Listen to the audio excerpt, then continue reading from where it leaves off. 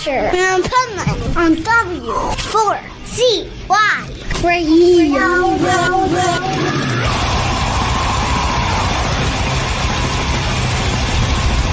This is the Pipeman here on the Adventures of Pipeman W4CY Radio.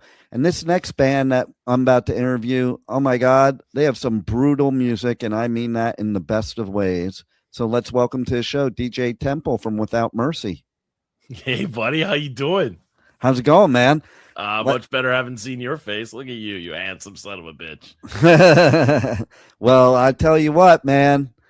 I don't even know how you got such a great band name. Like, it's so hard to get band names that especially nowadays. I mean, you did it way back when, but even then I'm thinking to have such a brutal type of music and that band name not being taken, that meant it was meant to be for your band. I think so. Stars aligned, all that stuff. I think so. Luck. I'll take it. I'll take the luck. Right. So let's go back before we move forward. And, what was it? What was that one moment in life that you can remember that you decided metal was your life? I saw Dimebag playing guitar forever. Nice. And that was it. I remember, I was a huge Pantera fan because I remember being in high school, and I always think of this one goddamn hallway. This one hallway that was like the epitome of all the bullying I suffered in school was like right through this hallway. And it was split. There was one side doing Metallica, the other side doing Slayer. And I'm old as hell. Like, look at the gray. Look at the guy. Like, I'm old as hell, bro. So I'm from the era where we had those damn binders of CDs. You would like flip them open and everybody had all the CDs, right? So I remember like people had like the Pantera or the Metallica or the Slayer, and you couldn't listen to both because like one was more brutal and nothing ever spoke to me. And then my buddy Masa, shout out to Masa, who's somewhere in Japan. I don't know what happened to him, but he played me Becoming. It's the first ever Pantera track I heard in my life. It was just that ja-da-da, ja-da-da, ja-da, and then the crazy double kick pattern that doesn't really make any sense. And I remember I clicked in the Matrix, bro. I was like, what the hell is this? Oh, my God. Yeah, fuck you, Metallica. No offense. No offense, Metallica. But, like, nah, I'm Pantera all day. What? I have drank the Kool-Aid. What is this? Nice. Holy. And then I got to see them live in 2000. And then I got to see Damage Plan live after that. And I actually met Dimebag and shook his hand. Nice. And, dude, it's just, that was it. That was it. I'm in the Matrix. Game over. So it's funny everything that you said, because now I'm going to counter. So first of all, my bullying days were punks against metalheads. So it was like, going back to the 80s, you couldn't be a long hair and go to a punk show. You got your ass beat. You couldn't be a punk and go to a metal show. You got your ass beat. And I always thought it was stupid because the jocks were kicking both of our asses in school. We should have banded together, okay? Instead of fighting each other with very similar music, so it was kind of stupid. I was at Metallica's first show ever, when they were thrash. And, actually, they weren't thrash that first show, but they sounded thrash. There just wasn't a word for thrash yet. And I was at Slayer's first show ever. Wow. So I can tell you, number one, okay, like, as far as the Metallica Slayer thing, that didn't happen until Metallica posed out. And listen, I still love Metallica to this day, but when the Black Album came out, me and my 25 friends that used to go see them all the time in LA were like, fuck those poser sellouts. And I remember when Ride the Lightning came out, and I was like, we were all like, if you took Fight Fire with Fire off of Ride the Lightning and put it on Kill 'Em All, and took Jump in the Fire and put it on Ride the Lightning, Kill 'Em All was a perfect album, because it made more sense. Fight Fire with Fire was more Kill 'Em All than Ride the Lightning, in my opinion. But the thing is, something else that hit me that you said, and because it's really something I believe, is like you have to kind of be unique if you're going to be metal. It shouldn't be a formula. And I forget the word that you used, but it was basically like it was describing what you thought was different, and it should be different. I find a lot of bands nowadays, that there's so many subgenres and microgenres that they fall into this like formula equation, like they're doing algebra instead of creating music, and it's like, this is how you have to write a metal core song, and that's it. Whereas thrash, there were no rules because there was no thrash. And that's why all the thrash metal bands sound totally different, because it was just experimentation, which is, I think, what metal should be. It shouldn't be a formula. It should be emotions and experimentation and musicianship. You put those three together, and to me, that's metal. And it's real music. Leave the formulas to the pop bands, And that's what I like about your music, because you have a bunch of gender blending that makes it unique, makes it brutal, but not the same as everybody else. Well, that's really kind. Thank you. You're welcome. And just the fact that we're talking, like, I won't interview bands if I don't like them. How can you be a metalhead and promote a band you don't like? Like, I never get that. I do festivals and I see people there, they don't even know metal. I'm like, why are you here? Like it reminds me of this trolling meme we posted once, but I feel like the band, especially me, people don't get the sense of humor sometimes. And like, we posted this picture of Dimebag and we said, it's going to get so much shit, but I thought it was hilarious because it just spoke to that poser thing you were talking about. But we posted this picture of Dimebag.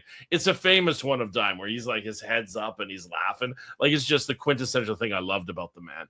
But it says, "Rest in peace, Ronnie James Dio, best Megadeth drummer." And I was like, this is hilarious. Like, that is fucking killer. And oh my God, the people were pissed.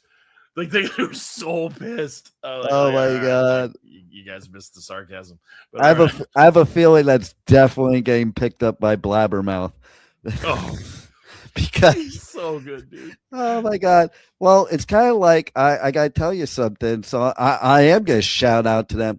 Like, one of my interviews that really got picked up the most was when Carmine Apiece was on, first time he was on my show. And he said Black Sabbath was not the first metal band, Metallica was. And oh my God, the world did not like that statement at all. Oh, yeah. That's brave. I mean, thankfully it was before Ozzy passed, because that I might have had to edit it out if it was after Ozzy passed. But yeah, but it's interesting too that somebody like him would say that, and I don't mean for any other reason, just the age, like people of my generation, and like I'm similar ages to Metallica and Slayer. They're a little bit older than me, but not much. We didn't have all this extreme metal. First, the only influence we had to metal was Black Sabbath, Cream, Mountain, things like Led Zeppelin. Like, if you Google Led Zeppelin, they name them as a metal band, which is funny because if you were back in the 70s, they weren't a metal band, but they were a metal band before it was metal. Or even like Helter Skelter by the Beatles. That's a metal song, I think, Right. But and then there was that transformation to the British metal, the Maiden, the Priests, the Scorpions. And for me, like, it's funny, you're talking, I'll tell you, my thing was, so I saw Motley Crue's show at the Roxy on the Sunset Strip in 1980, before they were glam, when they were like considered like horror punk. That was the first show I ever went to, club show I ever went to in my life. And I was like, they were trying to light the Roxy on fire to bring Satan in. And I was just like, oh my God, I'm never going to a real concert ever again. And then that led to me going to bands like Armored Saint and Wasp. And then that led me to Slayer and Metallica. And then they bailed on us and went up to the Bay Area and left me and my LA friends to deal with all the hair metal crap. So me and my bro used to hitchhike up to the Bay Area. And that's when we found out what a real metal show was. Like, how have we not been best friends forever, bro? Like this is, I know, right? This is like, fuck the interview. Let's just chat, man. That's all it should be, right? You know, like, that goes back to my first statement. This is how metal people interview. I go on tour and I do festivals all over the US, UK, and Europe, and sometimes I listen to other people's interviews, like out of my ear, like in the press area, and I think to myself, oh my God, if I were the band, I'd be slitting my throat right now. And I would rip the script out of your hand too. Which I totally would, you know. I'm hanging out with you right now, and I'm thinking, like, if the other guys in the band were here, like, we couldn't have you interview us before a show. We'd miss the call time, 100%. The four of us would be like, oh yeah, but what about like and Slayer in the 80s, huh? So when I saw Lamb of God, they were like, it would just be, guys, call time. Fuck off. We're talking to Pipeman. This is cool.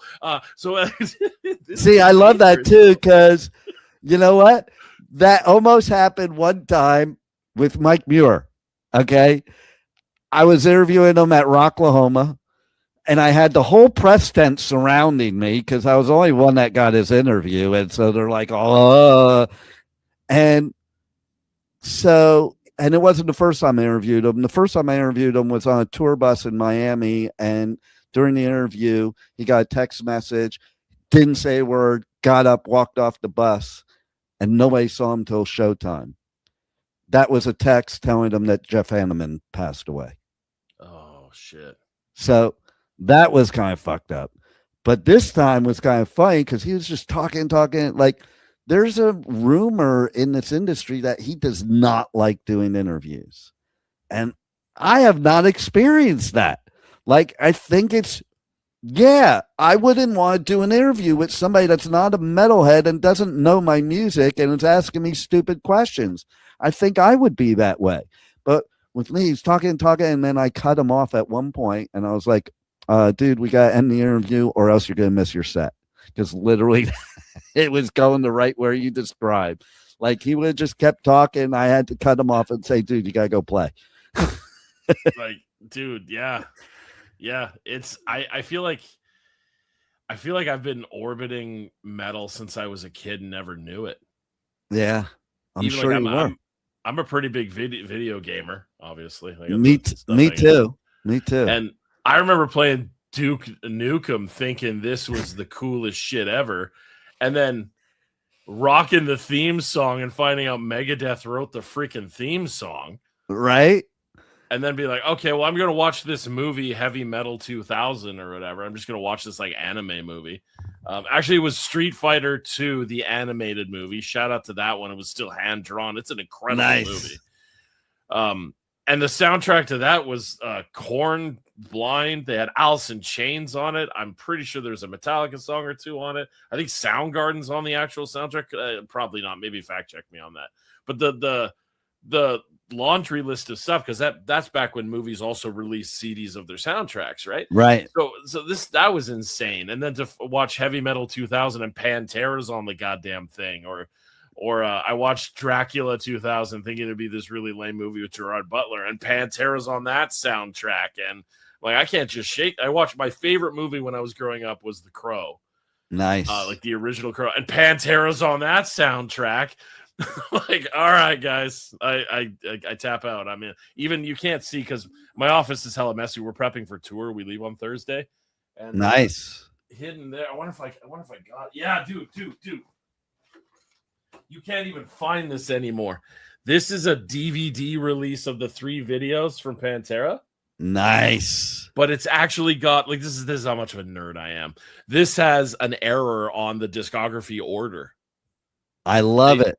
They put Far Beyond Driven before Vulgar Display of Power. Wow. And I'm like, what? That's pretty cool. It's not the order it goes in. Come on. I used to have the Motley Crue album, the Too Fast for Love album, that had the zipper on it. I think there was only like 25 or 50 made. Dude. Like it was a real zipper on it. Dude. Right? Ah. I was at the first crossover show ever. So it was the first time punks and metalheads were in a room together, and there was no security. It was at Elks Lodge, the Sun Valley Sportsman's Lodge.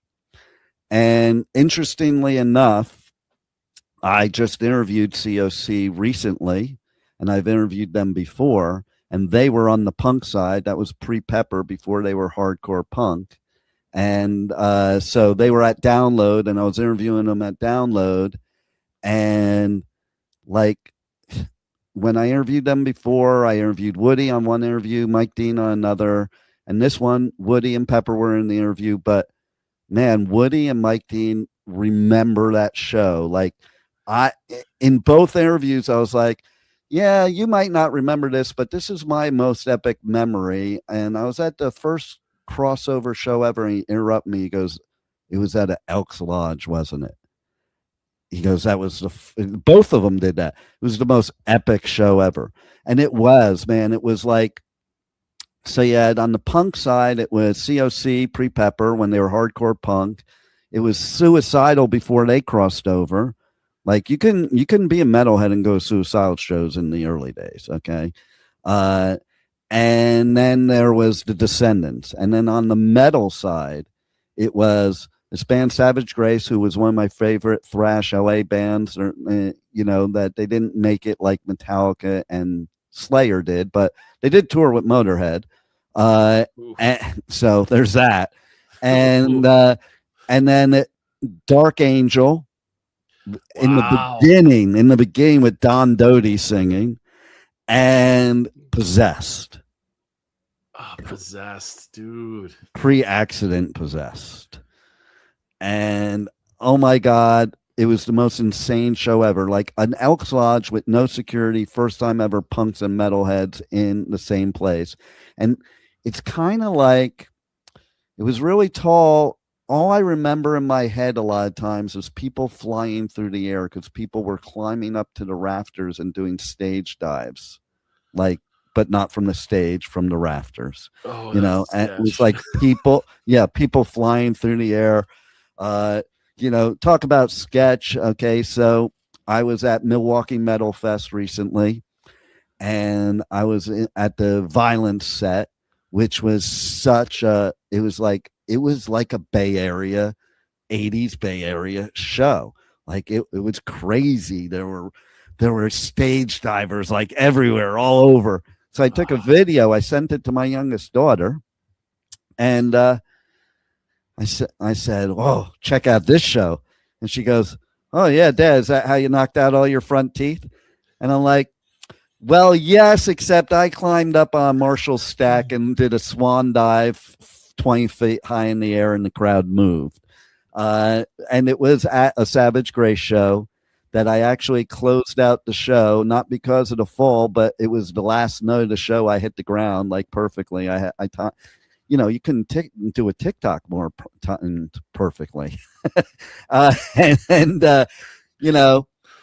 have evidence, because, there's no evidence of shit from my generation, so you tell your kids stories and they're like, yeah, sure, Dad. That's either they say it or they're thinking, or they think you're exaggerating. Like, this was the Sunset Strip days. Okay. Anything you say is not, far from reality, no matter how much you could exaggerate it. Because, like, if you were at the Sunset Strip in the 80s and you remember it, you weren't there. That's the best quote ever. Right. Right. And so I did get proof, because that band Savage Grace a few years ago came out with their first album in like 25 years. And I get an email, "Hey, from the publicist, can you do me a favor and interview Christian from Savage Grace?" And he's giving me the whole pitch. I'm like, you don't have to pitch me. I was good friends with Christian in the 80s and happy to do it. And so we meet like in the beginning, like me and you did. And I kind of reminded him who I was, because we look a little different from that many years ago. And then he remembered instantly, though. And I'm like, well, we'll talk about stuff on the air because it'll be better on the air. And so during the interview, I brought up that show where I knocked out my teeth. Now, I had always told my kids, like, I was like the biggest tragedy to LA metal ever. Like, and I ended the show and, I painted the whole story. And that's why they think you're exaggerating. Cause like, yeah, sure, dad. So in the interview, literally, this is why I love doing interviews too, because some of my stories can be validated and can be verified. And so during the interview, he goes, oh my God, I wondered what happened to you. Like, cause I was friends with them. I was at their shows all the time and then I was gone. And they're like, oh, we felt so bad. And you were the most tragic thing that ever happened to LA metal. And I was like, score. Sent it to my kids. Listen to this interview. See how full of shit I am. And then, so recently I had another one of those. This is what interviews are good for, getting verification and stuff. So I was interviewing Dante from Venom. Wow. And recently. And I just have to tell you, one of my first extreme metal albums was Welcome to Hell. Like, I walked we used to go to this place in Oz Records in the Valley, and we used to deal with this record store clerk there, and he would always show us the newest music, the newest gigs. That's how I knew what gigs to go to, what music to listen to, and he handed me this export, Venom, Welcome to Hell. I remember going home and doing what we did back then, unlike now, and opening the album and reading the lyrics and being scared out of my fucking mind because it was the scariest shit ever. That's how I feel now about Sabrina Carpenter lyrics. Exactly. And Taylor Swift's Illuminati lyrics. So fast forward, I'm interviewing Dante, and I don't know, I forget how it came up, but it came up. But it's something to do with that. And I was like, oh my God, wait. So listen, I was like, listen, I was at that show, The Ultimate Revenge, Venom, Slayer, Exodus. I heard the rumor that Kronos knocked out Tom Araya backstage, because the rumor was back then that he did that because he went up to him and apparently Tom was saying stuff and he's like, you're not black metal, we're black metal. And talk about gatekeeping, Venom and Slayer gatekeeping each other of who's black metal, and so then he says, yep, because he brought up something and I'm like, so it's true? And he goes, yeah, it's absolutely true. Tom was mouthing off and Kronos beat the shit out of him. Wow. I'm like, oh, another story verified that probably people think I'm full of shit, but Wow. Yeah, there were some wild times back then. And so I am glad that Pantera came along. Yeah. Because if it weren't for Pantera coming along, metal could have died because grunge killed metal, And so I think without Pantera, you wouldn't have these massive festivals that I do right now with 100,000 people that are all metalheads there for extreme metal, and just nobody has bad things to say about Dime or Vinny. And I did get to interview Vinny before he passed. Yeah, that was cool as hell. I hate that some of my, proud moments are of people that are not with us anymore. That kind of sucks. But yeah, I mean, that was one of Joey Jordison's last interviews. That was a bummer too. But, it's great to see that there's bands like you too, that here you are all these years later putting out a new EP. Like, yeah, man. Did you ever think that would happen way back when, and when you were starting this thing out? Did you think that in 2026 that you'd still be putting out new music? Yeah, like, I mean, I was pretty gung ho for the longest time. I remember I was dating my wife, and we were already like a year or two deep into the band, and like having that conversation, like, this is what I'm gonna do, just so you know. Like, I have a shitty job selling TVs in the morning at the time, like, but this is what I want to do, and I don't see it stopping. And she's like, yeah, I mean, I ain't gonna ask you to stop. Look at you, like, it's like asking you to lose your left arm. It's just not gonna be a thing. You got a great woman there, because it is hard for people to understand, especially when it comes to metal. Like, I have a brother that says to me, "You're not going to find somebody your age that's into metal." And then, okay, whatever. Come to one of my festivals and tell me that, you know. But yeah, that's so. Go on. I just wanted to comment. What a great woman, because she wasn't Yoko Ono. Yeah. Oh, do you want to hear a crazier story? Story about how like this. Let's hear it. It just gets ridiculous because, like, I run a music academy now. Like, I teach guitar full time, and that's my whole thing. And I got a bunch of teachers that work under me and stuff like that. But that whole thing started out of this room. Nice. I was taking private students on and blah blah blah. There's a time when I was so shitty, I was paying them to let me teach them so that I could get the experience. Like, it was so awful. But I got into guitar school. And like, I try not to get emotional thinking about this, because I realize now in 2026 how absolutely ridiculous this is as a statement. But on everything, my wife and I, we weren't married yet. We're getting married in like 6 or 7 months, and I was selling TVs and at the Canadian subsidiary of Best Buy, which was called Future Shop at the time. I was like the number 2 salesman in the company. I was doing $100,000 a shift in gross volume. And I went to work one day and they fucking fired me just out of nowhere. I get the left hook that they're like, because I just asked for like 4 days off to record what would become Without Mercy's self-titled album. And I come home, I got to wake my wife up because it's still hella early. And I got to tell her, like, yeah, I know we're getting married in 6 months, but I just lost my job. I'm the only one working. Like, you might as well leave me at this point. And I remember her being like groggy and her going, well, this is a good thing because I didn't like your manager. He was like, he wasn't right. He wasn't right. And this is just, you have to find a way to play guitar for a living, because that's what the universe is telling you. Like, that's that we don't have a choice in this matter. Oh my God. How often does a woman tell a guy that at that stage? Dude. And I'm talking like, at this point of my career, I was all right, but like, you know, I'd still flub the Smells Like Teen Spirit solo. You know what I'm saying?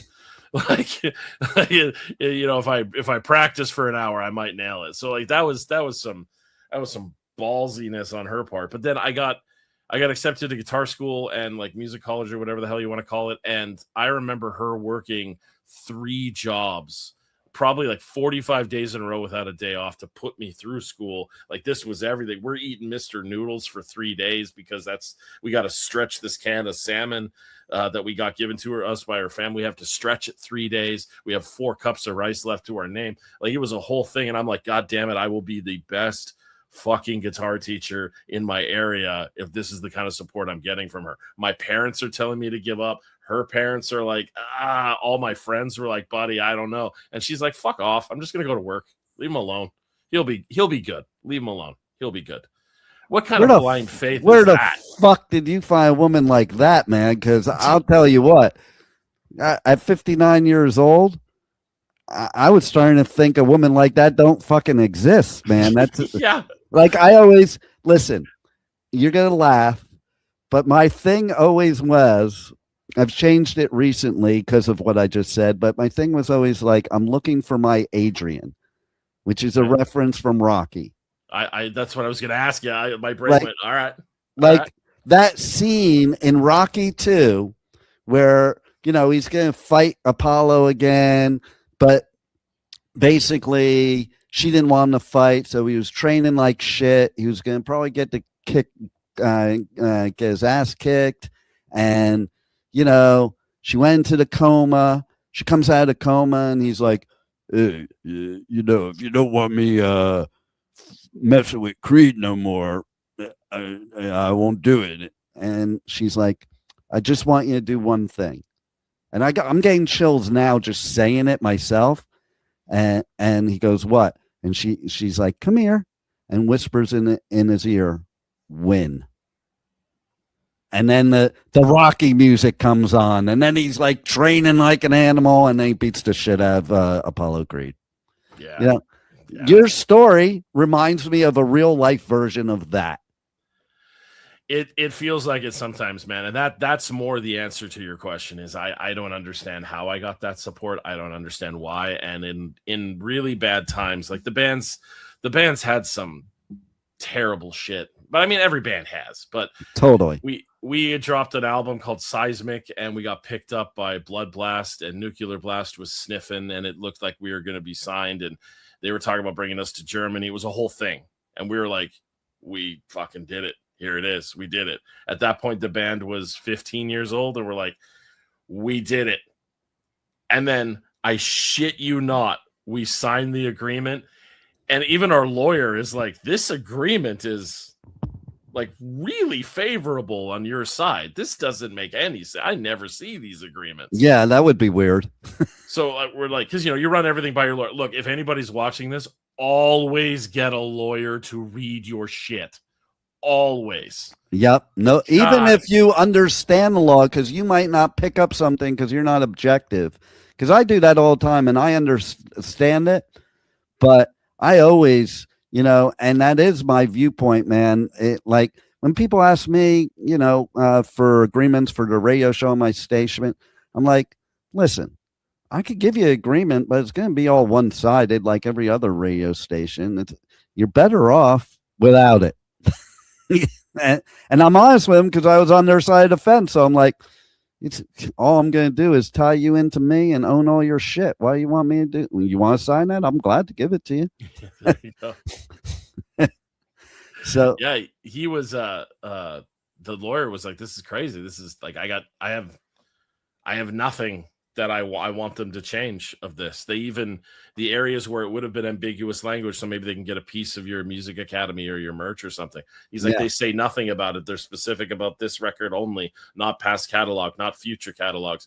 So maybe that's a thing. He's like, maybe it's concerning they don't show an interest in future stuff, but let's just take with this one, and like that's a win. Amazing. We talked to our rep. Our rep was great, and the Blood Blast was unbelievably kind to us. Everything was set up. We were like, all right, let's go. Literally, like 12 days later, COVID. Oh my God. And that was it. Plane tickets gone. No festival appearance. Nothing. Oh, can we push this record? Yeah, no one's in office, so we don't. And then COVID eventually dwindles out, and we can kind of sort of get back to it. And we approach them, and they go, yeah, but this album's old, man. We need a new album. So we had just spent like $30,000 to make this 9-song album, and it just existed in the ether. Nobody ever heard about it. And then the craziest thing was it started to work against us, because the advice we got from the management we had at the time was, quote, the big dogs aren't doing anything, so this might be a chance for you to slide in and get an album out. And I went, okay, that's I guess that makes sense. But we dropped it in November. So now it looks like it was an album dropped in 2020. COVID's done by 2024. And we're like, yeah, we have a 4-year-old album that we haven't done anything with. It looks like we haven't. It's been hurting us consistently. Yeah. So we tried writing new material, and the most egregious thing happened with the material, which was in Canada where we are. There was an influx of just super rich people that were buying buildings because people were losing their shirts due to COVID. Yeah. So we would lose a rehearsal space once a week. It was nuts. And we'd find a new one. We'd move in. We'd get set up. The landlord would go, you're not going to believe this. So I think we lost 3 in a month. Wow. So like you got that, and then our van blew up, so we couldn't even like tour with the van. I'm like, you can't make this shit up. I don't know, man. I don't know. And I remember going for a walk in the snow with my wife and going like, I think I'm done. I think I'm good. I'm going to call it. And she's like, what do you mean call it? Like, explain to me what the hell, like that's a random, who starts a conversation like that? I go, I don't know. I'm in debt for this album that nobody's ever going to hear because they think it's 4 years old. we were supposed to go to Europe and we're not going to Europe. We tried to go to America, but the visas are like, not only are the visas hella expensive, but everybody gatekeeps how you're supposed to do it. So you're kind of just dealing with the rumor mill of how you're supposed to appropriately do it. So much so that's one of the reasons so many Canadian bands are getting denied their visas is we're guessing how to do it and it's not working right. I went straight to the border and I walked into the office and was like, excuse me, how do I do this properly? Because I'm going to come through this board. And that guy was rad. He gave me like a checklist of things I had to do. That's a cool human. Shout out to Steve at the border. You're awesome. Nice. But so I said to her, like, I'm done. I don't know what. Now our van's blown up. So we're going to have to fix a van or buy a new van or like, where's that coming from? And we can't play a local show because all the venues are gone. And then there's a power vacuum. I'm like, this is a perfect storm. And I remember my wife's like, yeah, it's a perfect storm for quitters to show their colors. Oh, I like her even more now. Yeah. And I'm like, oh, you bitch. Oh, she's like, no, that's fine. If you want to give up, which is, not who I married, but like, if that's where we're at in the evolutionary process, I'm from New York and New Jersey, so that's totally the way I would talk to somebody too. So I love that. That is so not a Canadian way to talk. You guys are too nice and sorry about everything, but she's got the mentality of a New Yorker right there with that shit. Yeah, it's cool, man. It led to a deeper conversation that ended up being, I think circumstances are telling you that it's time to try one more, but I don't think circumstances are telling you that it's over because you still get emails asking about, can I buy a shirt or can I buy this or and you still get interview requests from time to time. Your publicist still asks, when is there a new record coming? So she's like, it's not like you put out a new record, people go, oh, fuck this again. Right. So maybe we plan. And that was 2.5-3 years ago. We started to plan this EP. I blame it on your initials. Yeah. Fair. DJT. Yeah. Fair. That it's funny you joke about that though, because like when we first started booking tours, this name, I'm doing this because my name's showing up on the screen right here. This name made people not open the email because they thought I was an electronic DJ trying to book a metal concert. That's funny. It is so hilarious to me. Thanks, mom and dad. Maybe just take the emple off and now just sign it DJT and see how they respond. Yeah, maybe not. Maybe. Yeah, I don't think so. You might not have gotten this interview. We planned the next EP, which was ended up being this one, Infinite Loss, and we kind of in the jam space had this mentality of an unspoken. We're gonna treat this like it's the last kick at the can. That's what we're gonna treat this. If we put this out, I mean, the singer and I literally said this to each other. We were outside where nobody else could hear. If we put this out and nobody gives a fuck, I'm done. Like, you'll just never hear from me again.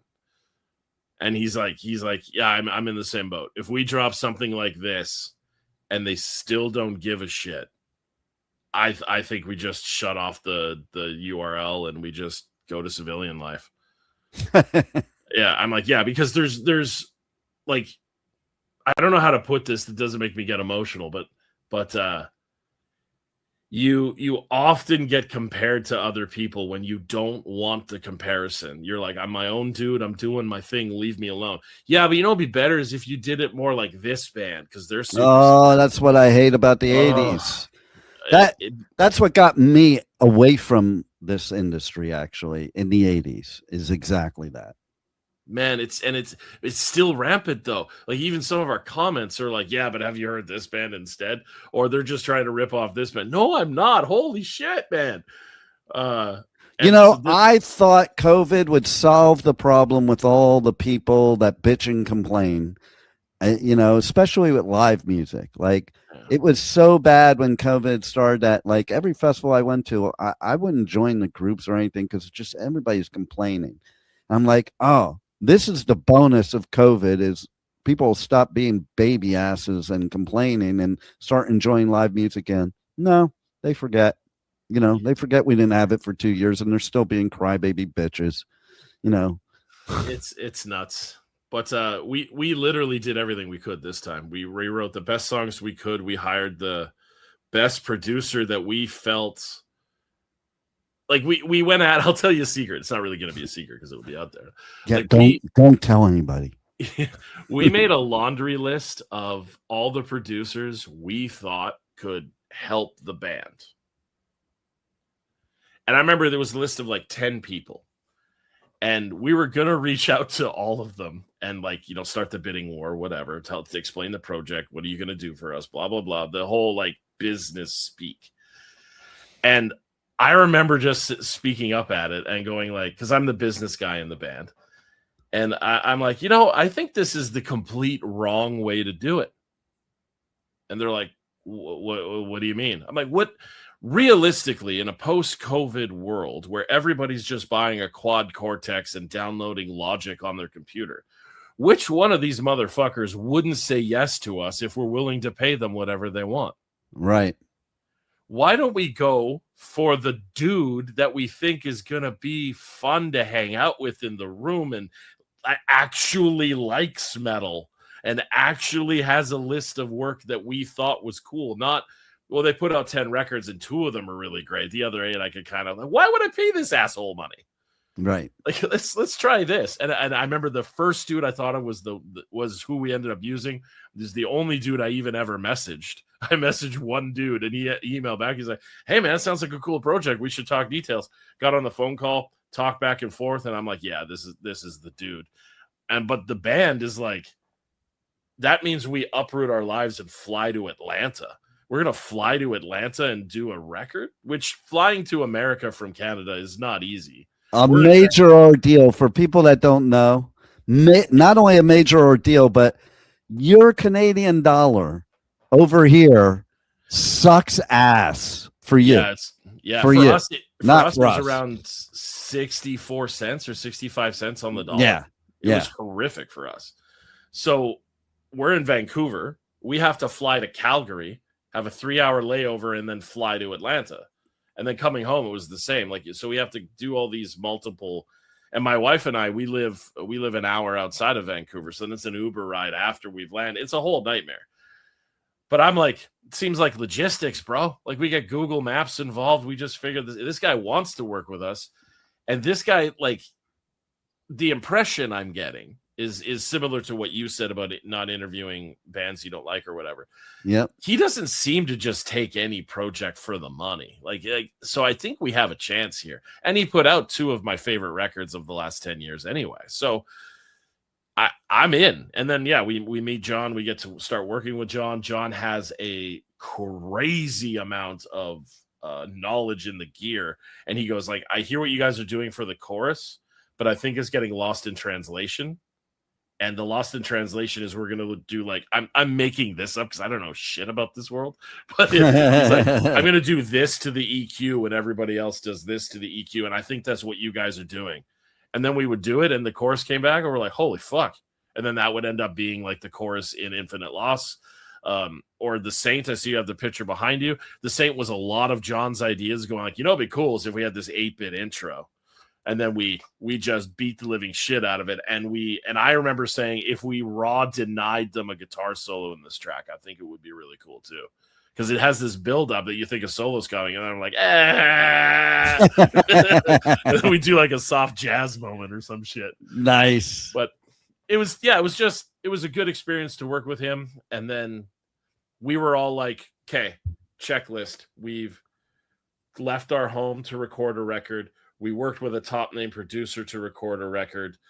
We lived inside of Atlanta for 10 days where our entire life was making this record, which getting a 3-song EP, pre-pro tracked, recorded, and pre-mixed in 10 days is kind of insane. Yeah. But we crushed it. Shout out to John and his buddy Alex. You guys worked your asses off. And then we just got my buddy Diego to help with the artwork. And I was like, cool, man, we'll drop this. And if nobody gives a shit, nobody gives a shit. That's it. There's literally nothing more I could have done. rocking chair philosophy. I'm 98 years old on a porch somewhere in a rocking chair going like, well, if only I did one more. No, fuck it. I did everything in my power, everything. I maxed out every credit card, whatever. And then we saw The Saint, the track dropped, and we were like, here we go. Like, we're going to get 5 views on YouTube. I think it's 8,000 this morning. Nice. And, our monthly listeners on Spotify went from 129 to, at the peak, it was 9,000. Love it. Like, what is happening? What is happening? I get to meet you. Our publicist calls me and says, can I put this record out? I'm like, all right, sure. Holy shit. Everybody seems hungry about it. The interview people I'm meeting have actually listened to it and seem really cool about it. So we're like, all right, like, cool. You know what the moral of this story is? Do every record in Atlanta. Listen to your wife. Yeah, right. God, can you imagine like presenting that to somebody, like, because you must know somebody who's married. I've been married twice. Oh, okay, there you go. And yes, I do know people married too. Imagine presenting that to someone's wife and be like, hey, so 10 days off work, gonna fly to America where our dollar is, horrific, and we're gonna pay this dude money to record us in another country, in another state, when there's another dude 20 minutes down the road that'll do it for a third of the price, maybe even like a sixth of the price, really. What do you think about that? Yeah. Like, you imagine the response, like, shit. But you know what? I agree with all that you said, man, because like that's how the Black Album came about as an example. You have to have the right producer no matter what it is. And, you said something he did that totally reminds me of. So when I started I actually don't just have a show. I own a whole radio network, multiple radio stations, podcasting network. And when I started it like 20 years ago, one of my best friends, I chose him as my head engineer because this dude, he was in a metal band in the 80s. He was in a country rock duo at that point in time.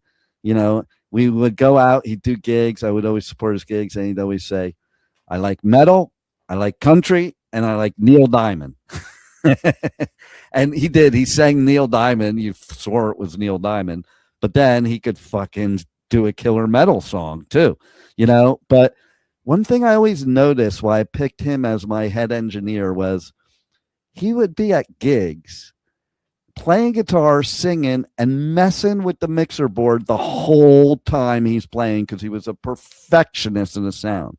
So when we first started this network, there was no word streaming. There was no podcasting word. It was called internet radio, and it was kind of bad for the most part because our internet wasn't fast back then. You had that internet twang, if you remember. There was this twang that you would hear like, yeah. And so anyway, he got rid of all that. But then one day we're sitting in the studio, and he had perfected the sound as far as I was concerned. I didn't hear any internet twang, no lag, no nothing. And I'm listening in the headphones in the studio, and he goes, here, let me play this. You hear that? And I'm like, no. He goes, we have to fix that. I'm like, okay. And that's what it reminded me when you said that, because he's like, he heard something I had no clue was going on. So, yeah, okay, go ahead, fix it. if you say so, type of thing. So that reminded me. I'm also going to drop another bomb on you. Remember, I was talking about that record store clerk? Yes. Oh, yeah. Well, I forgot to tell you his name. Oh. He owned this small record label back then. You might have heard of it. No, it's not. Oh, my God. Go ahead. Give a guess. Is it Brian Slagle? It sure the fuck is. Oh, my God. Sure the fuck is. Oh, my God. Yeah, I it's funny because I saw him several years back, and I had to give him kudos. Like, it was the first time I saw him in like years and years, and I was like, man, I gotta tell you, what you did back then, that was freaking brilliant, And he was like, yeah, I was just a record store clerk. Like he really didn't set out to do this massive marketing. Like that's something I would actually do as a business person. I would become a record store clerk so I could push my label. That's not what he did. He was a record store clerk, started a label, and just like recommended stuff, but he didn't like do it as some grand marketing plan. And that's what's genius about him, because that's why he's still around and still respected in the metal community, because it was for the pure love of metal, period. I have a Brian Slagle story. Let's hear it. I really hope that I get the chance to meet him one day so that I can give him the biggest hug in the world. Nice. Because I have friends that are they're in signed bands on Metal Blade. And that's all I'm not going to say who they are because I don't want to out them in this, but they're close with Brian. So when we were shopping Seismic, the album that was coming out in 2020, we were getting nowhere, and so I just asked them. I'm like, what can you just? I don't know how to ask this. I said, can you give this whoever needs to be given it at Metal Blade, and even if they want to pass, I don't care. Can they tell me why no one answers my submission ever? Like this is a process that I'm confused about.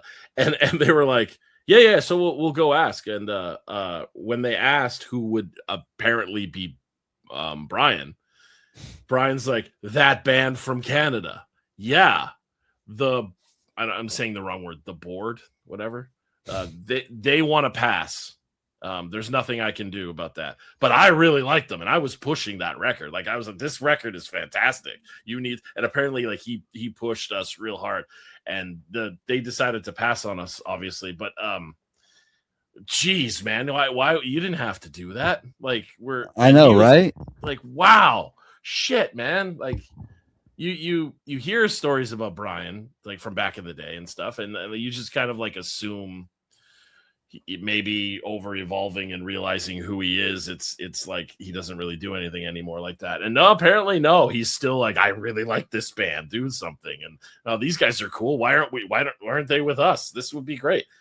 That means the world to me. I don't even care. That's the story I tell about Metal Blade now. I don't tell the story that we got passed or whatever. I tell Brian actually liked us. This is cool.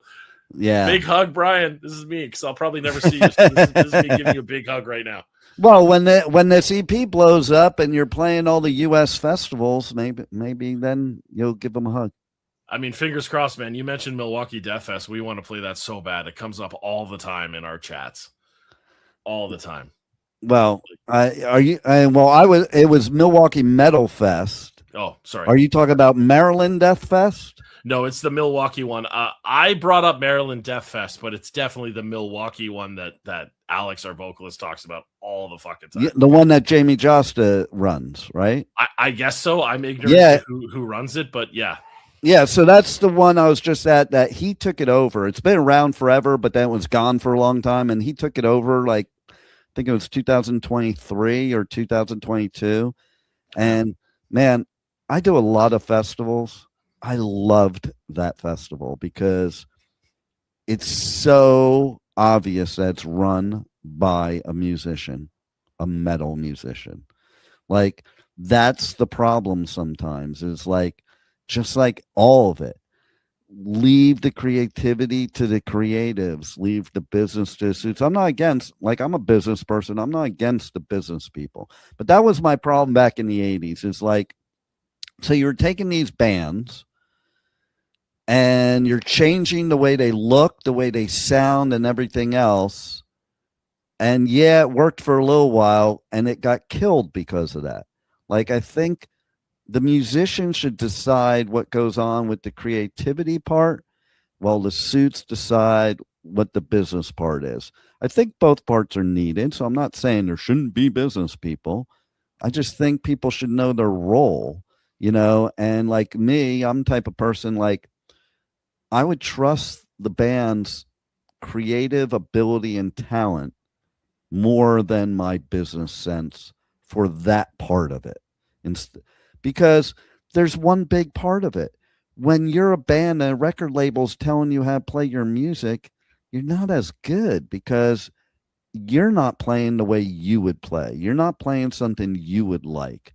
So how can you be totally great at your craft when you're not doing what you are best at doing? And the fans notice that in a heartbeat.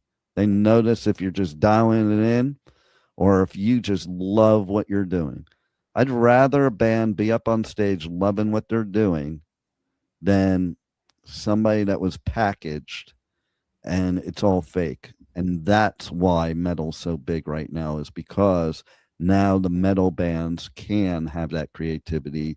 There's more control nowadays that metal bands have. And, and that's where you can see who is the true musicians, in my opinion. That's what drew me to Pantera was Dime just beaming the whole time. He's out there. He's like, goddamn. I'm even thinking about this video some more, like even the behind the scenes stuff. When are they not just having fun? Like, man. Now you mentioned anime. Yeah. Okay. So I have a trivia question for you. Oh, I'm so going to get this wrong, but sure. It should be easy. So what drummer who has been in several bands, but was in a band that I mentioned in this interview and still is, but also is in a band that has an anime and a movie on Adult Swim? Gene Hoglan? That's the man. Yep. Death Clock. Have you seen them live yet? Death Clock. No, I keep missing them. Like, oh my God, I just saw them. That's why I thought of it.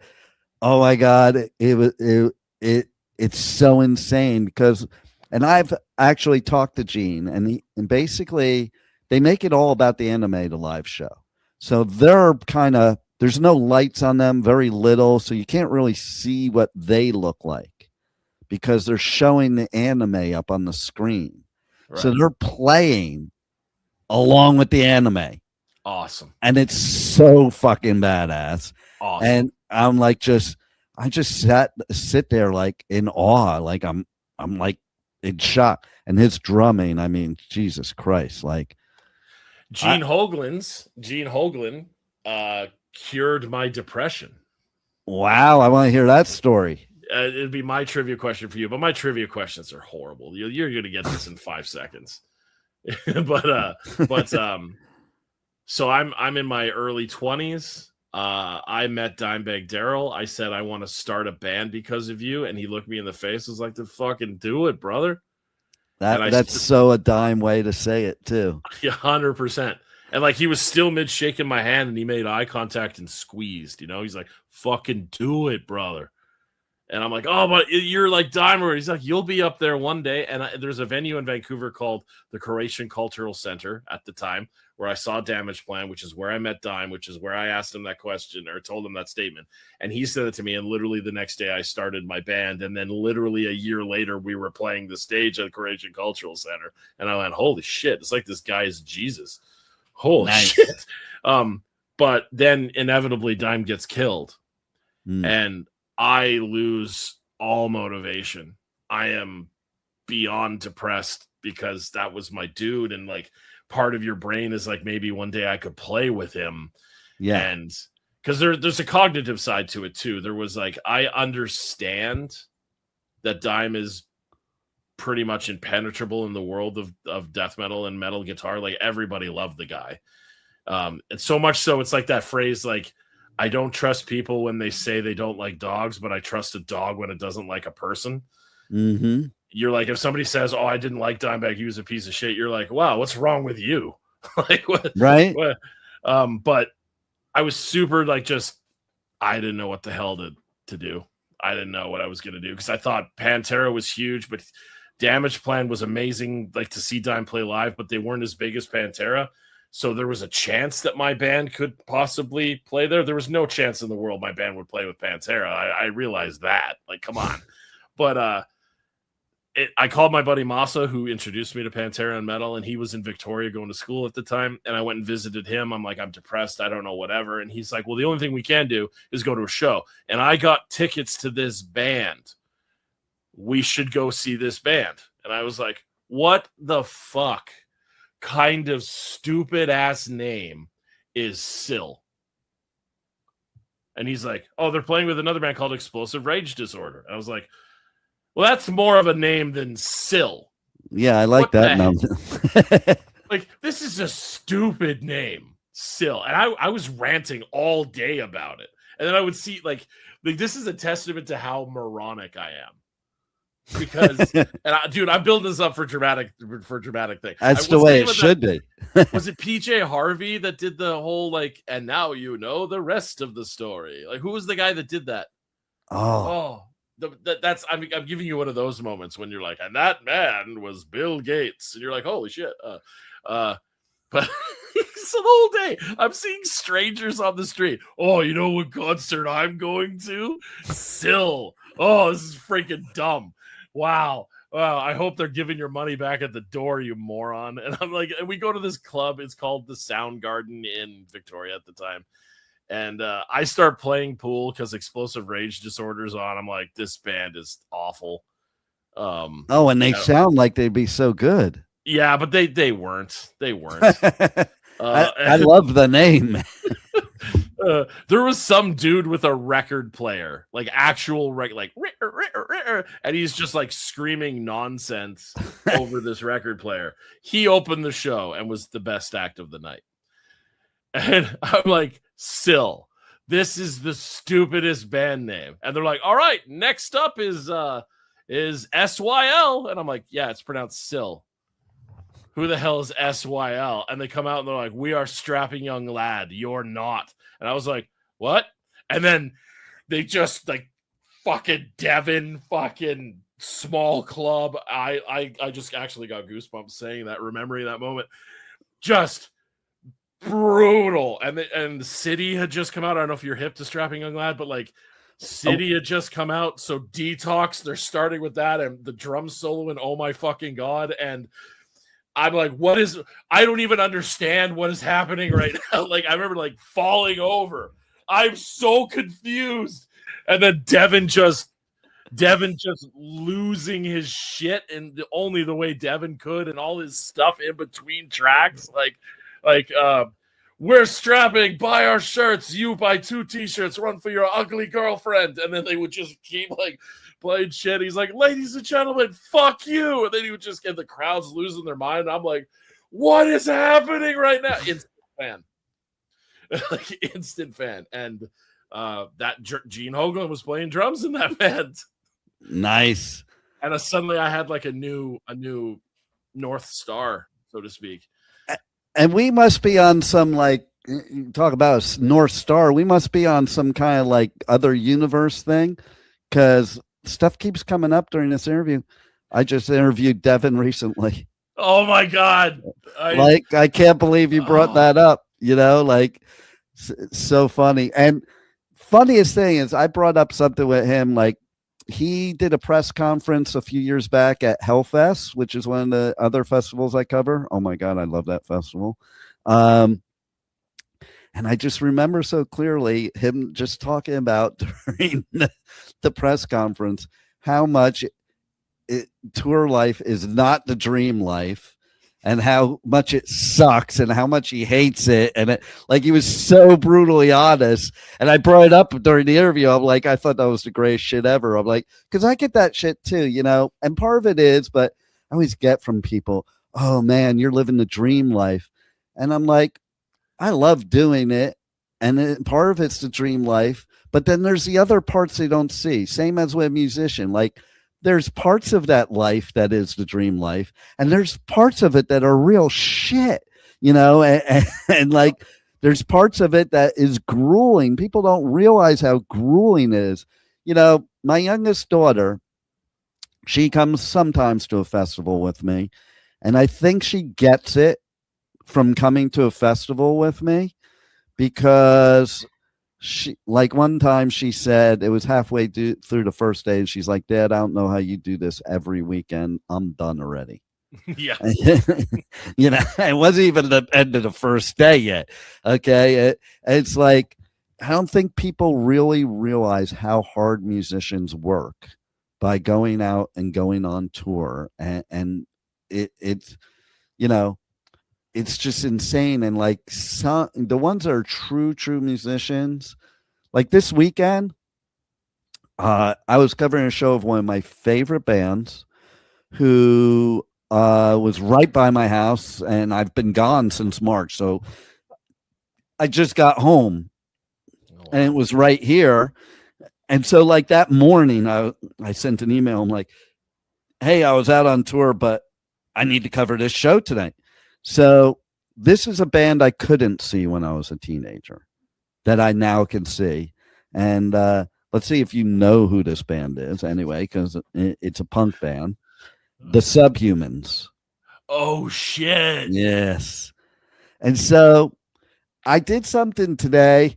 I'm actually going to tell you about this. Okay. So I did a live last night on my Instagram. And then when it was done, I shared it as a reel. And it was like, I was at the pit, and it was one of my favorite songs.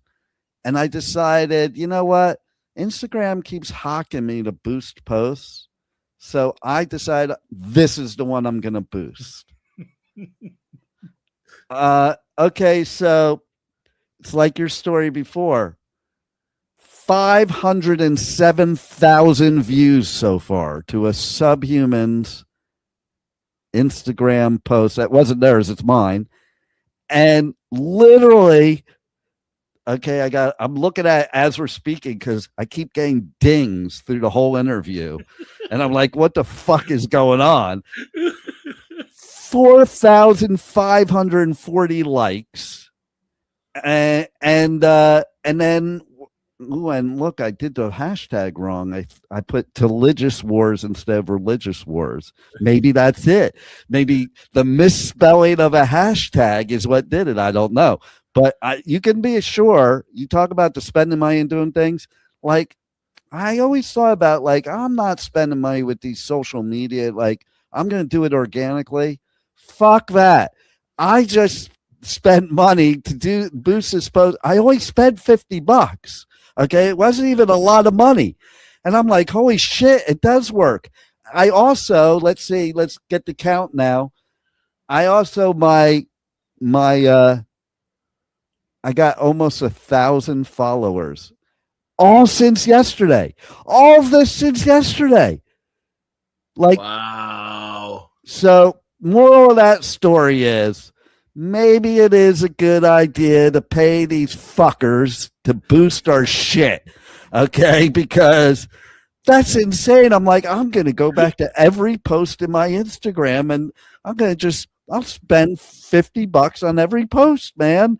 And I'll probably have more followers and more engagement than, DJT. Definitely this DJT. Right. So yeah. So there's something for you too, to push this EP. Like, yeah, I never would have thought. I thought that's going to just be a bunch of bullshit. They're just going to take my nothing, because that's what happens with Facebook, even though they own Instagram.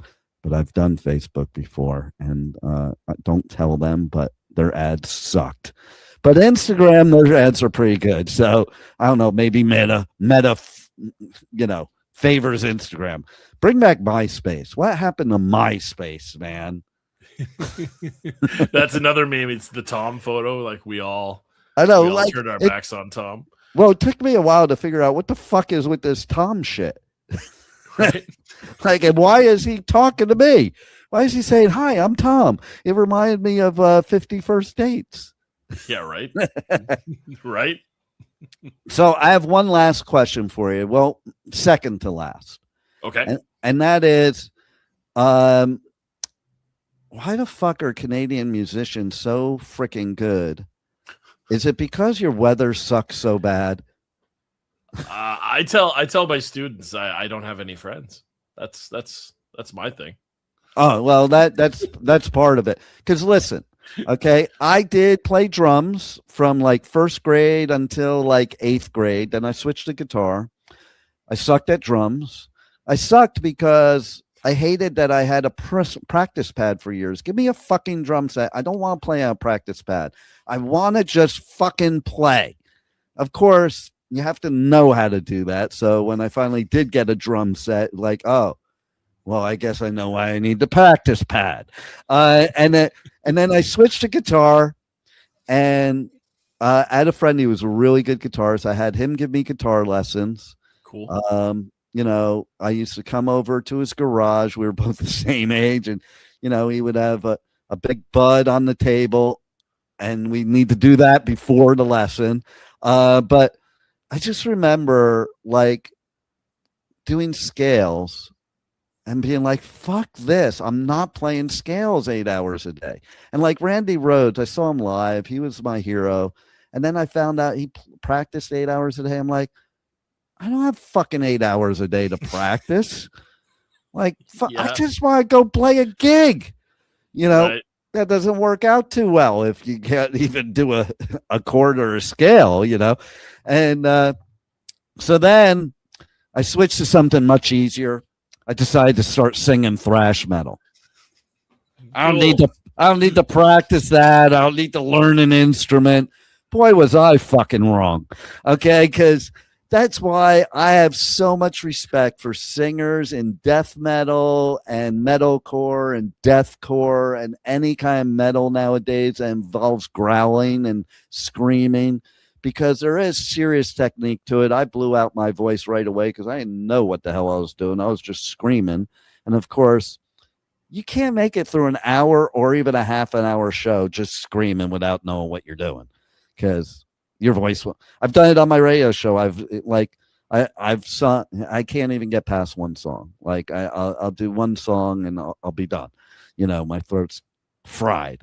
You know, so I give kudos to somebody like you that stuck it out, that did all that work, and as teaching others to do it. And again, having no friends, because that's what it takes to really be good at guitar. Have no friends, no life, and sit in a room and just play it all the time.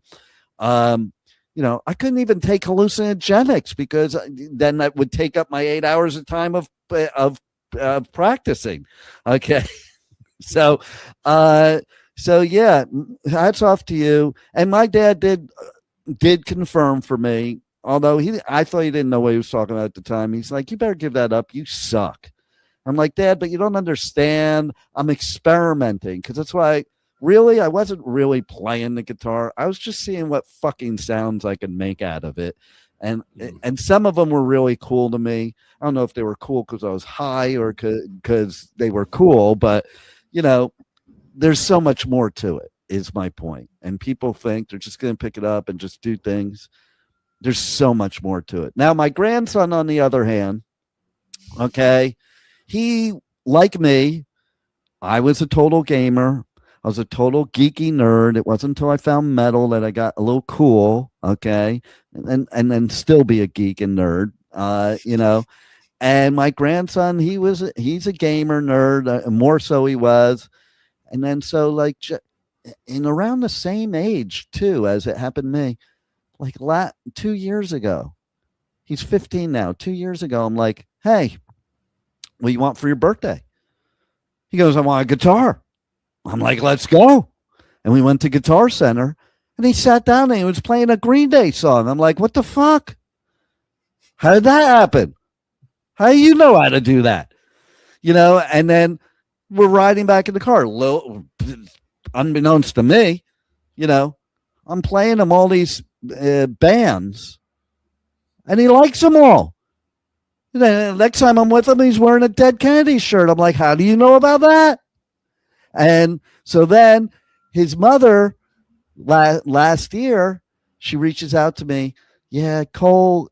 When you see the interview, Cole is the intro to does the party intro to my show.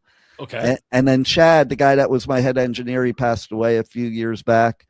He also is in there.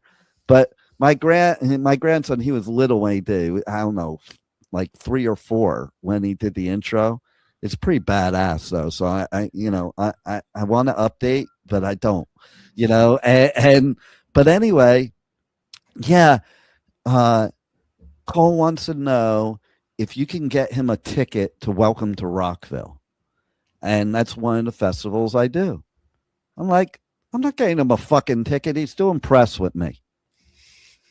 And so like he did get to do that. And like, he just likes all these bands. And then I gave him the full, as my daughter-in-law put it to my son, the full Pipeman experience. He interviewed bands with me. He got to meet some of his favorite bands. Cool. We were invited to be up on stage and side stage for some bands that are his favorites, and then during Green Day, I brought him out into the crowd right by where the pits were going to be. And his mom was with us. I knew she wasn't going to be able to handle it, but she didn't think he could handle it. And so basically she's like, I'm going to go to the back. And she's like, you want to come with me, Cole? And he's like, no. And she couldn't believe it. Like, she couldn't believe it. She thought he wanted to be at all that shit. So he was there in the thick of it. We were standing in between 2 pits. And I told him, you let me know when you want to get out of here. But for now, here we are. And if you want to go in the pit, we're going in the pit.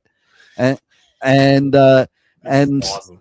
Right. I've actually brought my son in his first pit ever. And I brought 3 of my grandsons into their first pits. Okay. Dude, we need to send you some kind of trophy. That's what we need to do. Right. And I've had 2 heart attacks surfing and I still go in the pit. So fuck all the shit that people tell you about age, about, taking these big pharma drugs and shit. My solution to leading a happy, healthy life is a fucking mosh pit. And it's my solution to the world too. Okay. You want to hear my plan? Yes. Okay. So I have a solution to all the world's problems. We have one major music festival throughout the whole world. Everybody that is not a leader, meaning not a political leader, is required to attend. Like required. It's not an optional. It's required. And it is a metal festival. Okay. And everybody has to go all into the mosh pit and work it out. Because if everybody just, instead of all this bullshit on social media and all this hate, if everybody just got in a mosh pit, we'd work the shit out and could move on. Instead of letting these fucking assholes in the world divide us. And because the bottom line is they're all on the same team and it ain't fucking ours. Let's bound together, love each other, because that's what a metal festival is about, or a metal concert, or anything metal. We're not these scary devil worshiping blah blah blah blah blah. We're a bunch of outcasts that are now incasts in our own world. And everybody's free to be themselves and be who they are. And we're all going to love you. And we're going to knock the shit out of each other in the pit. But we're going to pick you up when you fall. And after the song's over, we're all going to have a big hug because we just fucking moshed it in the pit. 400%, dude. Yep. 100. I got to ask, though, what are you going to call the festival? That's a good question. I didn't think of that yet, so I'm glad you brought it up. Yeah. I'm gonna call it the fuck the politicians, fuck the media, let's mosh it out festival. The FTP FTM Fest. There it is. There it is. We got it. There's that great we're talking lots about Pantera because that's my blood. There's that great line off my favorite Pantera record, which is The Great Southern Trendkill. And there's that great line where he says, all the money in the fucking world wouldn't buy me an ounce of trust in anything you assholes are about. Mm-hmm. And I'm like, oh shit. As I get older, that's thank you, Phil. Thank you, Phil. Okay, so now you're gonna be fucking pissed at me. Oh God. Yeah, so I'm friends with this dude. I'm also friend with this dude's wife. And they were at a festival one day in the media area, getting bombarded by all the media people like it was a fucking meet and greet. And that's just so I'm not about that, by the way. And that's why I say it the way I do. Like, you're fucking there to work. It's a safe spot for the artist. It ain't a fucking meet and greet. Like, I tell people to come work a festival with me, don't ask for an autograph. Don't ask for a selfie, period. So anyway, this person, he's being really nice to everybody, signing autographs, taking pictures, and his wife calls me over. And he's like, can you do me a favor? Can you tell him I'm getting pissed? It's time to leave. He's too nice. He won't say no to anybody. So I walk over to him and I whisper in his ear and I'm like, dude, your wife's getting pissed. It's time to leave. My God, dude. What the hell? You just talk to these. It's amazing, man. And it's funny because then after he left, everybody fucking comes up. What do you say? What do you say? Like, dude, this is why. This is why. Stop acting like that. You're fucking professionals. Okay. Yeah. You know, there's only really 2 times that I've really seriously fanboyed out. And I've interviewed like over 3,000 bands and artists. Right. And clearly one of those times is right now. Exactly. Yeah, it's okay. Just a person. Yeah. It's only because of your initials. Oh, God. And by the way, I am doing this interview, recording this interview about 15 minutes from Mar-a-Lago, by the way. So this is woo. Yeah. So yeah. Do you want to know those 2 times? 100%. Okay. So one time I was interviewing Roy Mayorga from Stone Sour on the tour bus. Okay, yeah. I get off the tour bus and I go sit on the curb backstage. I'm smoking a cigarette. Some dude walks over to me and starts talking to me. Now, I knew who he was, but I acted like I didn't. I played it very cool, and in my head, I'm like, oh my fucking God, so-and-so is talking to me about the fucking weather. Because that's what he was talking about me. Dude, last night, the weather really sucked in Georgia and blah, blah, blah, blah. That was Corey Taylor. Oh, my God. And I never really interviewed him or anything. In fact, I got fucked. Not a COVID fucked, but similar. So basically I was supposed to interview him one time. After that, I was going to use it in the interview because it was like years before that happened. And then, I actually saw him at another festival that same year. And I was like back behind the stage and he comes down and it's in Florida. So it's fucking hot as hell here. And he looks at me. He's like, dude, fucking hot as shit here. And I'm like, okay, that was a pretty cool day. Because that was the extent of it, but I'm like, well, he turned and said it to me. But anyway, so Rock on the Range, they come out to me and they're like, we're bringing Corey out to you in 5 minutes for the interview. 2 minutes later, Code Red. Do you know what Code Red means at a music festival? It means you're fucked. It means you're about to get evacuated. Not about, it's time. You must leave right now. Do not pass go. Do not collect $200. Do not interview Corey Taylor. Oh, shit. And I've never gotten an interview since. I've interviewed his wife multiple times. I love her to death. But again, I'm a pro. So a lot of dicks will go through somebody like that to get the interview. I won't do that. I've never asked her ever. Okay. She wants to promote her stuff. That's my job. I've interviewed his kid. I've interviewed Clown's kid. You know, I've never interviewed Corey yet. I Corey, say yet. come on. Exactly. Come on. You know, and the thing is, so that was my one fanboy moment when he's sitting on a curb, smoking a cigarette with me, talking about the fucking weather. There's actually 3 fanboy moments. Okay. I forgot about one.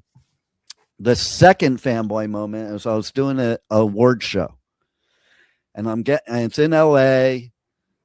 I'm down in the garage. I just paid for my parking thing in the machine.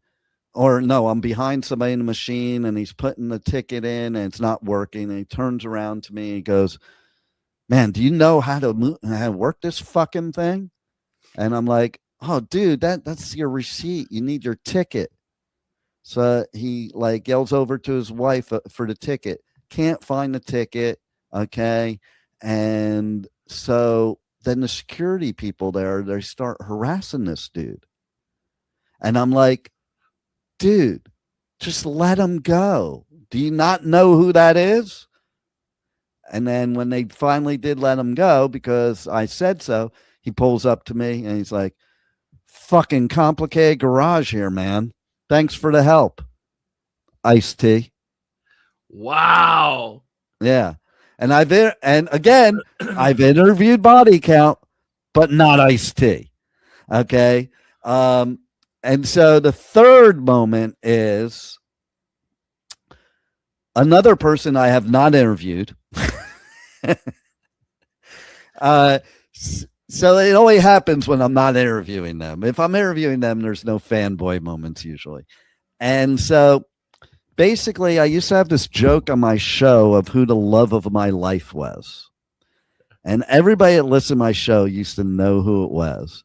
So I'm at this festival one time and I go do an interview. I had to walk over to this riser to do the interview and I'm carrying all my stuff back and my wire is dragging on the ground. So this really big dude walks over and picks it up and hands it to me. Be careful, dude. And like, he was totally helpful. So I go back to my table where my stuff is, and the person that runs media at the festival, she's like, sorry, I had to take over your table because so-and-so is going to be doing a signing at your table. Oh. And I'm like, okay, that's cool. And she jokes with me because she knows me, but she knows I wouldn't do that anyway. And she goes, and don't ask for an interview. I'm like, okay, you know I won't. So then this person's there doing the signings, and I see other media people going up and taking selfies with her. So I decide I look to the side, and who's that guy that picked up the wire? It was her security guard. So I went up to him. I'm like, hey, dude, thanks for helping me out. Do you mind? Can I get a pic with her? And I never do that. And he's like, sure. Where's your phone? Now, another thing I never do. I always have my phone on my pocket no matter what, except this time. I left it up at the riser where I did the interview. Oh, no. And I reached to my back pocket. It's not there. I'm like, fuck me. I'm like, hold on, I'll be right back. And I ran, man. And I do have some wheels. So I ran fast, and then the person running media said, sorry, she's got to go. She can't do it. And this was one of those moments, kind of like what you're describing before, because a lot of the media people I talk to, like sometimes they like to talk shit about certain artists. And she was one they talk about. But you know what? They talk shit is what I find out, is because maybe they don't get an interview. Or maybe they're a shitty interviewer and they don't get a good interview when they're interviewing. But it's not the artist usually. It's usually you. And so I don't listen to that shit. You know, whatever they say, I'm going to have my own experience and form my own opinion. And I did have a very different opinion because she told the person, hey, man, no, I want to take a picture with him. And she was so gracious, and she put, her hands on my shoulder, and she was like very endearing in the picture. Me, like an idiot, and I'm usually very good when it comes to pictures. I know when the camera's around, and I just feel it. This time my head was kind of fucked up, and I like did one of these. Yeah, so I look kind of totally stupid in the picture for sure. That was Amy Lee. Oh wow. Yeah. So like for all the people that would say shit, she didn't have to do that. That was the nicest thing anybody could ever do. And I will remember that forever because she did that. She was totally cool about it. And I would have totally understood if she had to leave for sure. I've heard that she's just freaking incredibly kind. I've heard that more often than anything else I've heard. That's yeah, And she was. I've said for years, what a voice. Oh my God. Wow. Like that's why I always called her love of my life. The goth queen, but she's classy too. And that voice, like that's enough. I'll tell you what, my immortal, all she have to do is sing that to me. I wouldn't even have to have any kind of thing with her. And that would be enough to give me an orgasm.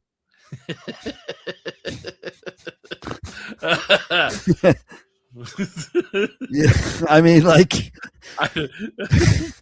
can you disagree with that? I mean, come on. I'm sure I got a towel here somewhere.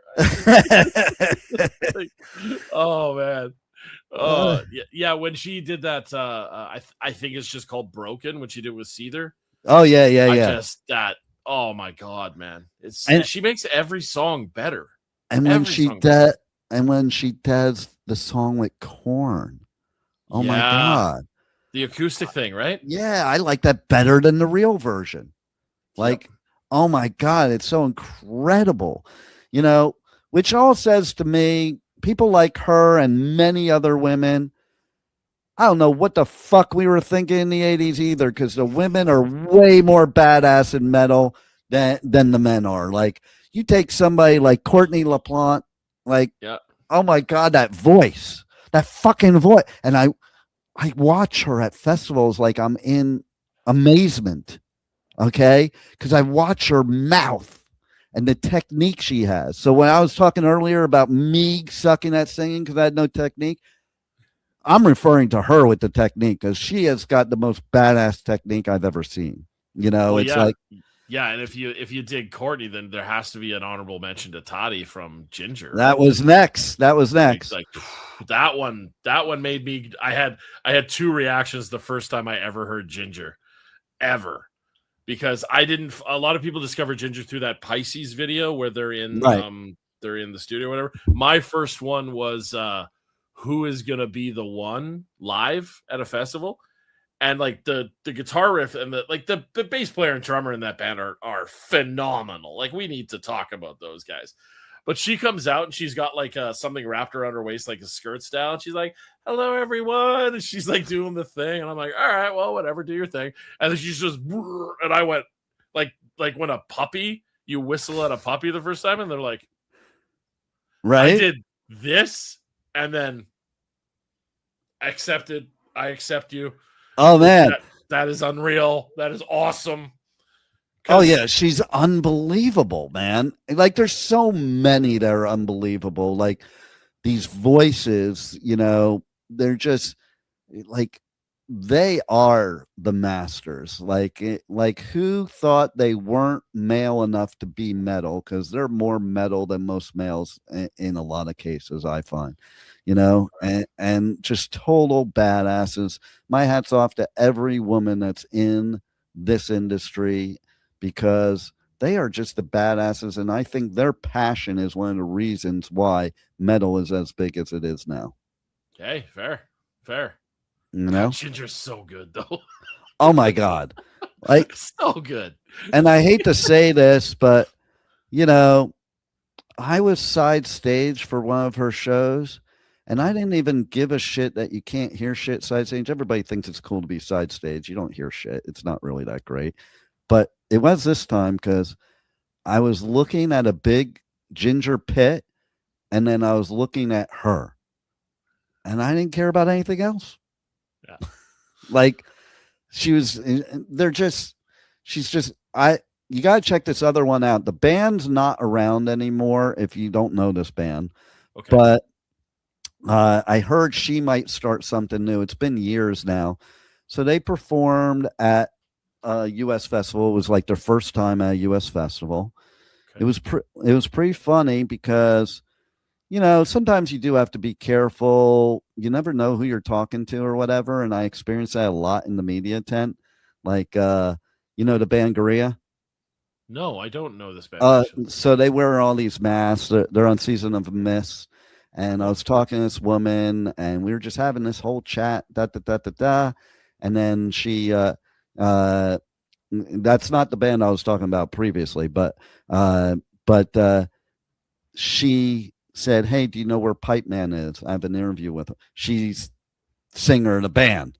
And I had no clue. So, like, good thing I didn't say anything fucking stupid, which I wouldn't, but you just never know who you're talking to sometimes when you do stuff or say stuff or whatever.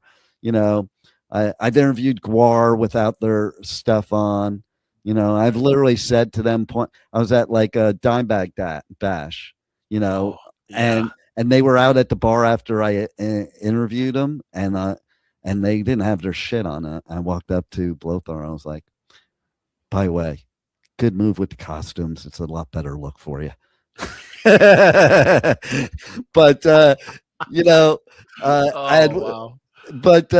so anyway, this band, so there's this really hot chick in the media tent, and I started to hit on her, but not like in a bad way. It was more of a flirtatious way. She had this really killer tattoo on her arm, and I said to her, I'm like, man, and I don't have any tattoos. And I was like, man, that tattoo is killer. And I don't normally walk up to people and say that. And I was being real about it, but I was hitting on her at the same time. But it was really just a harmless, And so then I'm standing up by the media table, and she walks up and she asks the people at the media table, where's Pipeman? So I raised my hand. Anyway, we had an interview, but this girl, the reason I said it the way it is, super petite, super hot. What came out of her vocals, you would never imagine in a million fucking years. She was this petite blonde girl, and she created a wall of death for the audience that is one of the most brutal ones I've ever seen. And the name of the band was The Charm, the Fury. So if you've never heard of it, look it up and listen to her music, and you'll see what I'm talking about. And look at what she looks like, and then listen to her music, and you'll see what I'm talking about when you hear what comes out of her mouth. Dude, crazy. I got one for you. Go ahead. Because you mentioned Courtney, and she's in a band, Spirit Box. Really? Spirit Box is telling me that. Spirit Box is from my area. Like, they're from Victoria, which is on the island. We call Vancouver Island. And Courtney was late to the band, but Spirit Box used to have a different vocalist and went by the name I Wrestled a Bear Once. Oh my God. I interviewed a band called I Wrestle Bears. And I used to love this band because the way they spelt their name was there was no spaces. I wrestled a bear once. Like, I just thought, this is great. And then the tie into that is I have an Alex Terrible mask there who literally wrestles bears, as we've seen. But that's because he's Russian, and who cares?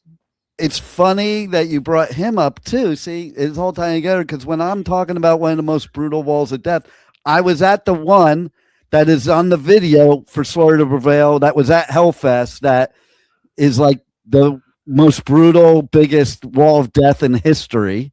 Wow. But also, it's funny you mentioned about him wrestling bears, because Welcome to Rockville this year had a pre-party that was different than any other. It was this event called Blood for Blood. Did you hear about it? No. So wait, is this the bare knuckle thing? Yes. So Alex, his band played at that in the beginning. He fought the headline fight and then played at the festival. And I'm like, That dude, before it even happened, I'm like, what a fucking badass to play and then have a bare knuckle fight and then play. Yeah. You know, like that's badass. Now, he's even more of a badass because we're going to tie the whole Rocky thing together now.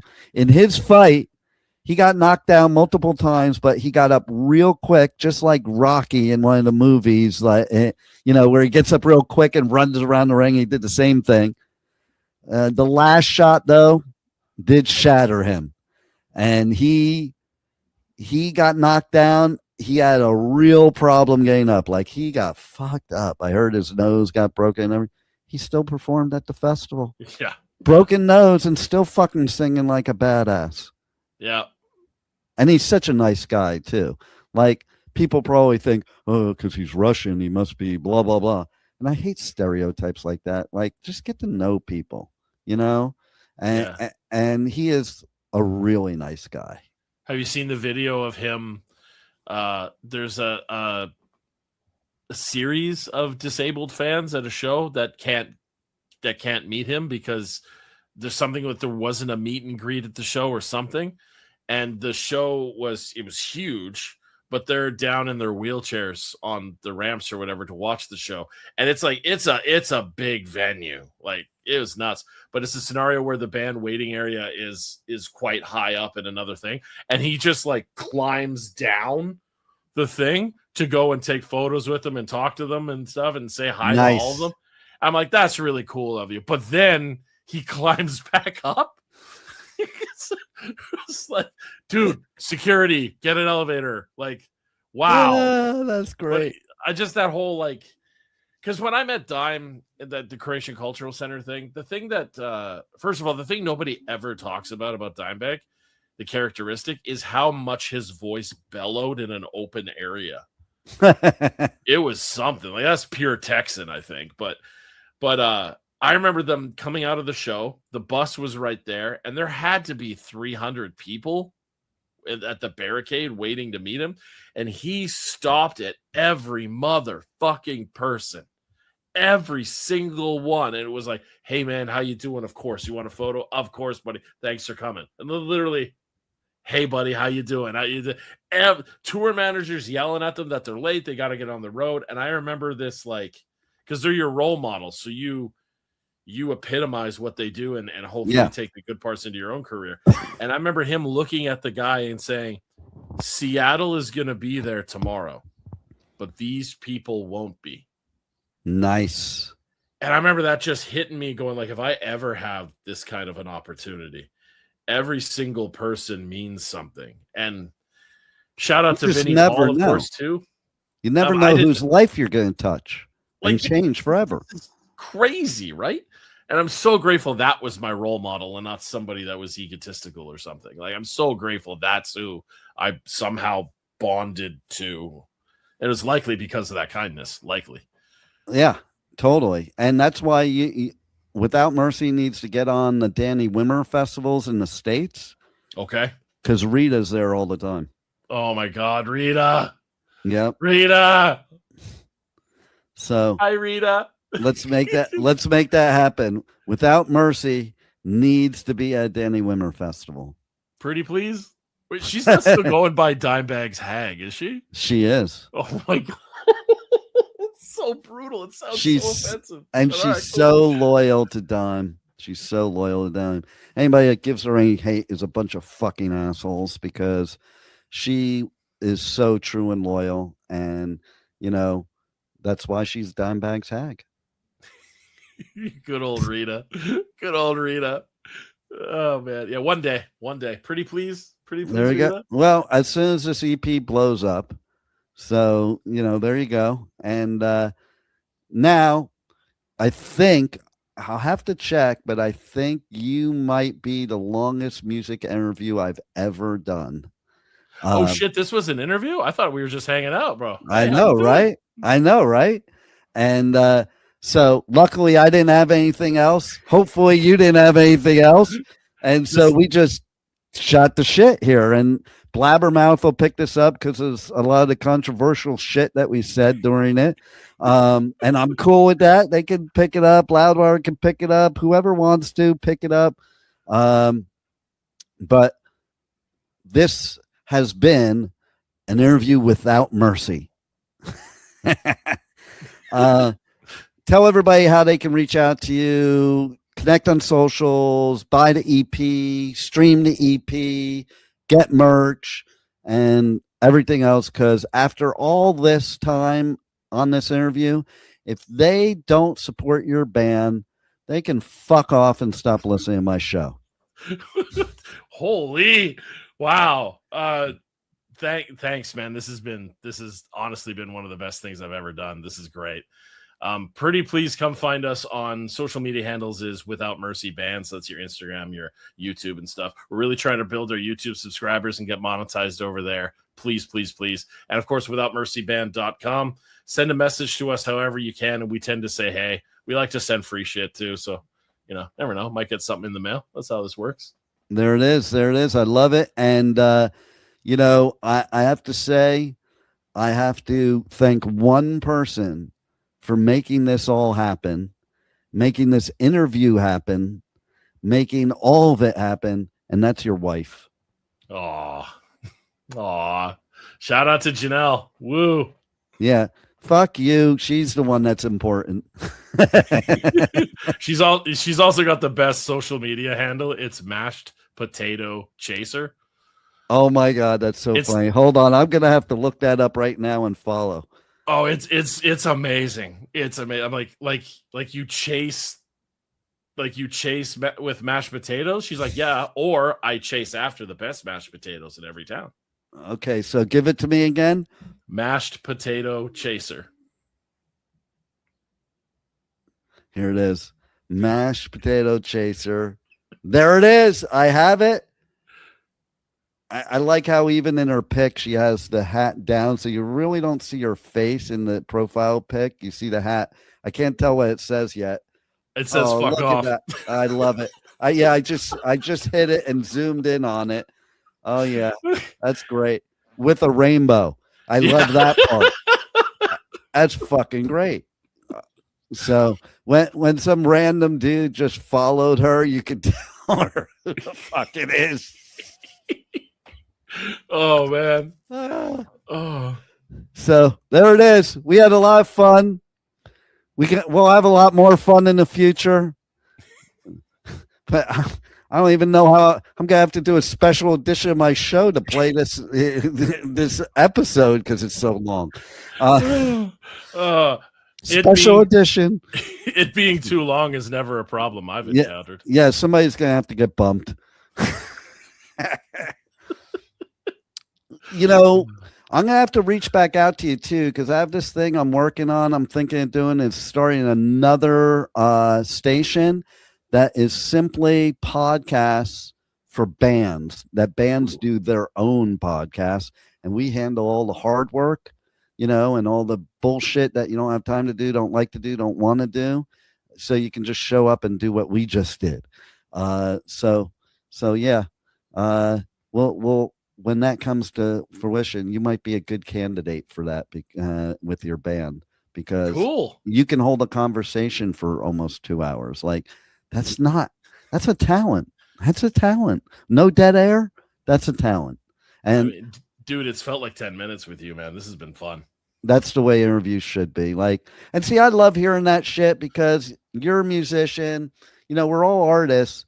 You're your own worst critic. And so I will get off an interview and I'll be like, fuck, I sucked. Kind of like Phil said. And then the band be like, man, that was the most fun interview I ever had, blah, blah, blah. I'm like, oh, okay, I guess so. News to me. Great. Well, and your music's badass too. So we wouldn't have had this interview if your music wasn't badass. So thank God she pushed you in the beginning and kept pushing you because I have a thing on my desk right here. I'm also a motivational speaker. So I like the things she said to you. I've shared the stage with all the big motivational speakers. And one of my favorite lines comes out of one of my favorite books besides mine, because I do have a published book too. It's called Who Said Life Doesn't Come with an Owner's Manual? Because my grandmother always said life doesn't come with an owner's manual. That pissed me off. Who said that? Okay. But anyway, this book, my favorite book in that realm, is called The Greatest Salesman in the World. And it's not even a sales book, but it's by an author by the name of Og Mandino. And basically the book's really cool. Is the first half of the book is this fictional story. And the book's only like a centimeter thick. It's not a big book, but the second half of the book takes you 10 months to read if you follow the instructions. And it's basically these ancient scrolls, and basically you have to read them 3 times a day, each scroll 3 times a day for 30 days, and 1 time of those 3 times out loud. And it's basically designed to change your thought process, to create new habits, break old habits. And one of my favorite scrolls is the one called I Will Persist Until I Succeed. And basically it's, I will persist until I succeed.